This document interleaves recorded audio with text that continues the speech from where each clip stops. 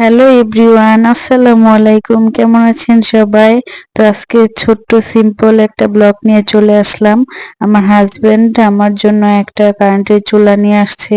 তো সেটা আমি আপনাদের সঙ্গে আনবক্সিং করব। সেটার জন্য আমি ভিডিওটি চালু করে দিছি। তো বলতেছে চলো আম্মুর ঘরে যাই, আম্মুর সামনে একেবারে আনবক্সিং করব। তাহলে আমি বললাম তাহলে ঠিক আছে, চলো আমরা সবাই মিলে যাই। তো আমার বোনও ছিল সেদিন। তো আম্মু বলছিল ওনাকে ওষুধ এনে দিতে, তাই ওনার জন্য ওষুধও নিয়ে আসছে।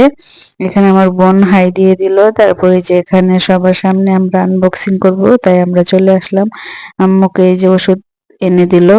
উনি বলতেছে যে এটার দাম কত, বলতেছে দুইটা 10 টাকা।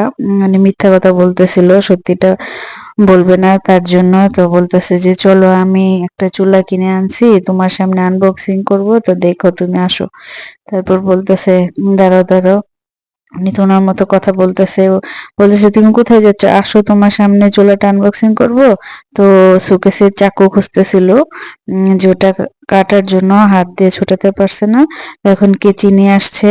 তো উনি তো নাটক দেখায় ব্যস্ত, মানে দুনিয়া উল্টে গেলে ওনার এই নাটকটা দেখতে হবে। ওনার ফেভারিট একটা নাটক, উনি এই নাটকটা দেখতে অনেকে পছন্দ করে। তারপরে এই যে এখান দিয়ে আমরাই আমাদের কাজ করতেছি। তারপর আমার বোন আছে, ও হাই দিয়ে দিল দুলাভাইয়ের সঙ্গে। যার জন্য চুলা এখানে নিয়ে আসছি সেই দেখছে না, সে নাটক দেখছে মনোযোগ সহকারে। তো আমরা আনবক্সিং করতেছি, তো আপনাদের ভাই আবার খুলতেছে না, দেখছেন, আবার ভিতরে রেখে দিছে। মানে ও আমাদেরকে একেবারে পাগল বানিয়ে দিচ্ছে যে আমাদেরকে দেখতে দিব না। তো আমি তো দেখি মহা খুশি, দেখেন আমি তো একা একাই পরে খুলে ফেলতেছি, বলতেছি যে না, তুমি যখন খুলবা না তাহলে আমারটা আমি খুলে ফেলবো, আমি দেখবো যে কেমন কিরকম, যে আমার পছন্দ হয় কিনা কালারটা। তারপর আমি তো অনেক টানাটানি করতেছিলাম, মানে খুলতেই পারতেছিলাম না, অনেকটা ভারী ছিল। তো আবার বসে পড়লাম হাসতে হাসতে, যে ওরা আমাকে অনেক আমার সঙ্গে দুষ্টুমি করতেছিল।